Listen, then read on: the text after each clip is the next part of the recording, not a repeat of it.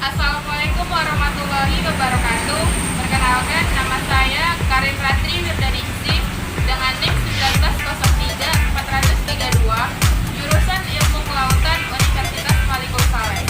Baiklah teman-teman, pada kesempatan ini saya akan menjelaskan tentang hewan vertebrata laut, yaitu lobster atau dengan nama Indonesianya udang karang. Nah, di kesempatan ini kita akan membahas tentang lobster atau di Indonesia biasa dikenal dengan udang karang. Lobster terdiri dari kepala dan toraks yang tertutup oleh karapas dan memiliki abdomen yang terdiri dari 6 segmen. Karakteristik yang paling mudah untuk mengenali lobster adalah adanya capit besar yang pinggirnya bergerigi tajam. Capit tersebut dimiliki lobster untuk menyobek dan juga menghancurkan makanannya. Udang karang atau lobster ini mudah dikenal karena bentuknya yang besar dibanding dengan udang niaga lainnya. Berikut ini saya akan menampilkan beberapa jenis lobster unggulan khas perairan Indonesia.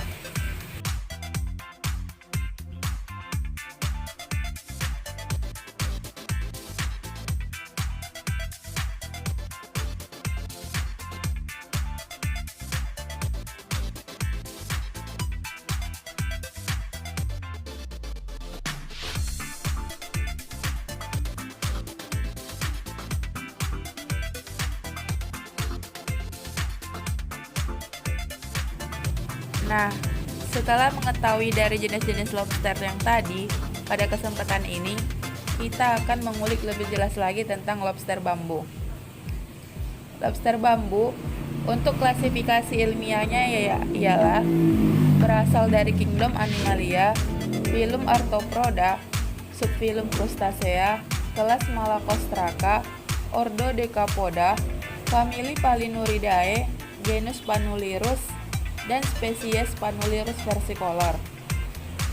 Lobster bambu memiliki tubuh yang berkulit sangat tebal dan keras, terutama pada bagian kepala yang ditutupi oleh duri-duri besar dan kecil. Mata lobster ini agak tersembunyi di bawah cangkang ruas abdomen yang ujungnya berduri tajam dan kuat. Lobster bambu juga memiliki 2 pasang antena, yang dimana pertama antena kecil dan ujungnya bercabang 2 atau juga disebut sebagai kumis. Antena yang kedua bertekstur sangat keras dan panjang dengan pangkal antena yang besar, kokoh, serta ditutupi dengan duri-duri tajam. Sedangkan ekor pada lobster ini melebar seperti kipas. Warna lobster sangat bervariasi tergantung dengan jenisnya. Pola-pola duri di kepala dan warna lobster biasanya dapat dijadikan tanda spesifik untuk jenis lobster. Dan untuk lobster bambu memiliki warna kehijau-hijauan dan ruas pada badannya yang mirip seperti bambu. Makanya dinamakan lobster ini lobster bambu. Lobster bambu dapat hidup pada kedalaman 5-30 meter. Hidup mulai dari daerah intertidal sampai perairan yang dalam. Lobster bambu atau biasa juga disebut lobster hijau hidup pada perairan terumbu karang sampai pada kedalaman beberapa meter seperti yang disebutkan tadi. Biasanya mendiami tempat-tempat yang terlindung di antara batu-batu karang dan jarang ditemukan dalam kelompok yang berjumlah besar.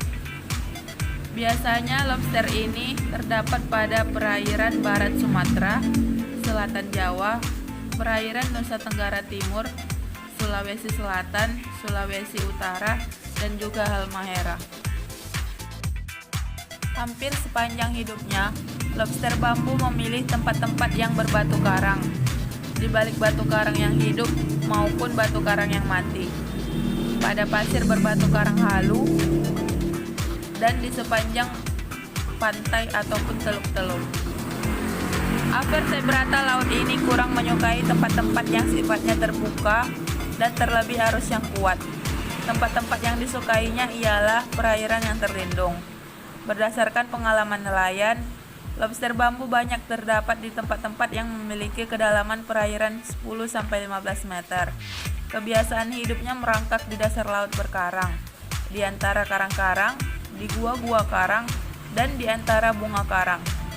Berdasarkan kebiasaannya merangkak, maka lobster ini dapat dikatakan tidak pandai berenang, walaupun memiliki kaki renang.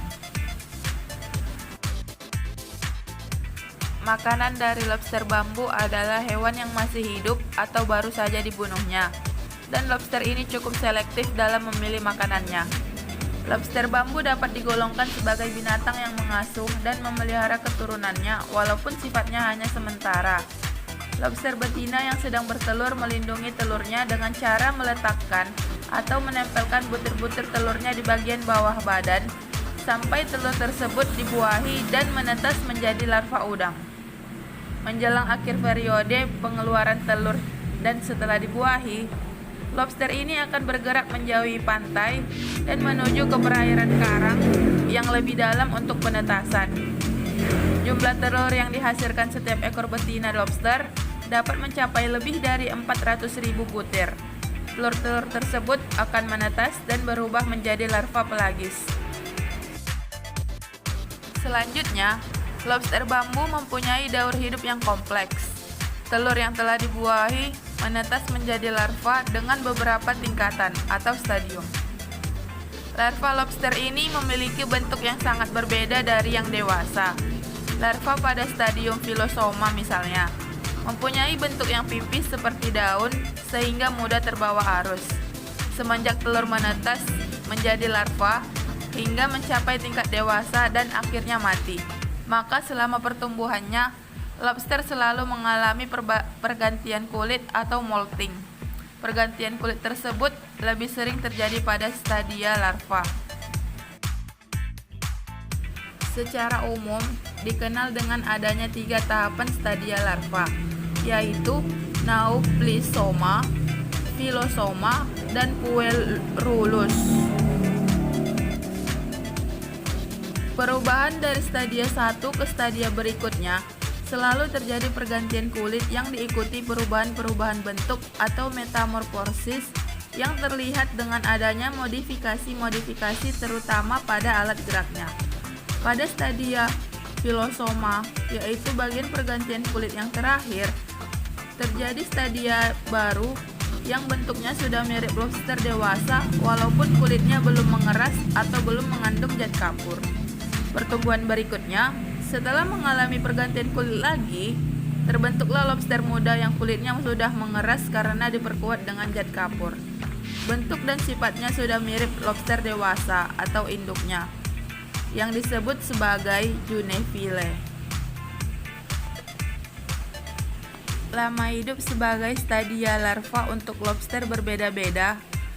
Untuk lobster bambu yang hidup di perairan tropis, prosesnya lebih cepat dibanding dengan hidup di daerah subtropis.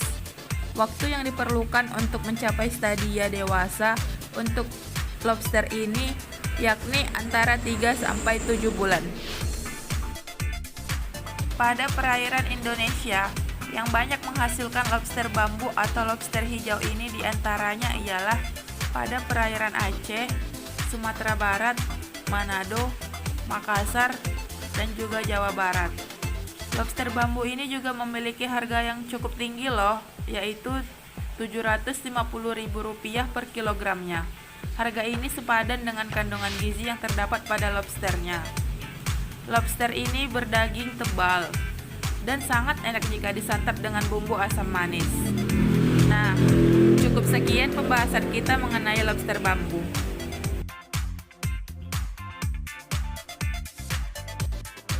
Ya, demikianlah penjelasan saya di video ini. Lebih dan kurangnya mohon dimaklumi. Sekian dan terima kasih. Wassalamualaikum warahmatullahi wabarakatuh.